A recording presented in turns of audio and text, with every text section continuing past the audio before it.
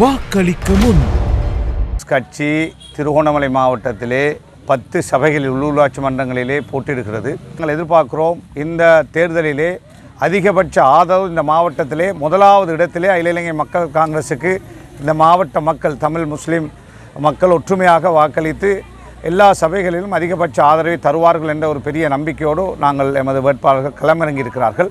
வாக்களிக்க முன் இதுவரை காலமாக அந்த மலையகத்தில் 200 வருஷம் ஆயிடுச்சு. இப்போ சம்பள பிரச்சனை ரொம்ப இடுபடியாக இருக்குது. நாங்கள் பல போராட்டம் செஞ்சுருக்கோம், ஆனால் அந்த இதுக்கான தீர்வு கிடைச்சதே இல்லை. அவன் இந்த எத்தனையோ ஜனாதிபதி வந்துட்டாங்க, உங்களுக்கு 1000 ரூபா தரேன் 1700 ரூபா தரேன்னு, இன்னும் 1700 ரூபாய்க்கு சரியான முடிவு கிடைக்கல. உங்களுக்கு வாழ்வாதாரத்தை மேம்படுத்தணும். இது வரைக்கும் எங்களுக்கான உரிமை எதுவுமே கிடைக்கல. வாக்களிக்க முன் பிரதேச சபை தேர்தல் இதில் என்ன பிரச்சனை? உங்களுக்கு ரோடு போடணும், லைட்டு போடணும், அபிவிருத்தி வேலை செய்யணும், பாடசாலை வேலையை பார்க்கணும், மைதானம் செஞ்சு கொடுக்கணும், பல வேலைகள் இருக்குது, அன்றாட வேலைகள் இருக்குது. செய்யறதுக்கு நீங்கள் ஒரு மந்திரி யாராக இருக்கணும்னா முகம் தெரிஞ்ச மந்திரியாக இருக்கணும்.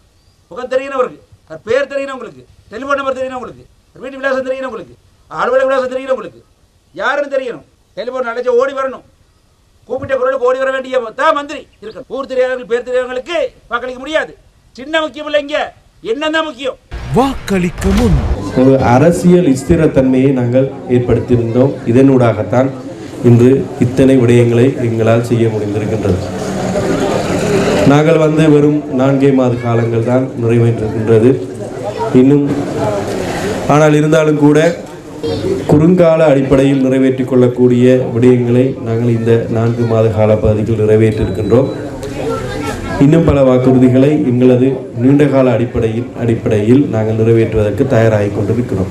அதற்கான செயல் திட்டங்களையும் அதன் முன்னேற்பாடுகளையும் நாங்கள் ஏற்படுத்தி கொண்டிருக்கின்றோம். ஒரே மதமாக ஒரே ஐக்கியமான ஒரு இலங்கையை கட்டியெழுப்பதற்கான செயற்பாட்டினூடாக நாங்கள் முன்னெடுத்து கொண்டிருக்கின்றோம். அதில் எந்த ஒரு மாற்று கருத்துக்களும் கிடையாது. செழிப்பான ஒரு நாடாக கட்டியெழுப்ப வேண்டும் என்ற அடிப்படையில் தொடர்ச்சியாக எங்களது அர்ப்பணிப்புகளை நாங்கள் செய்து கொண்டு வருகின்றோம்.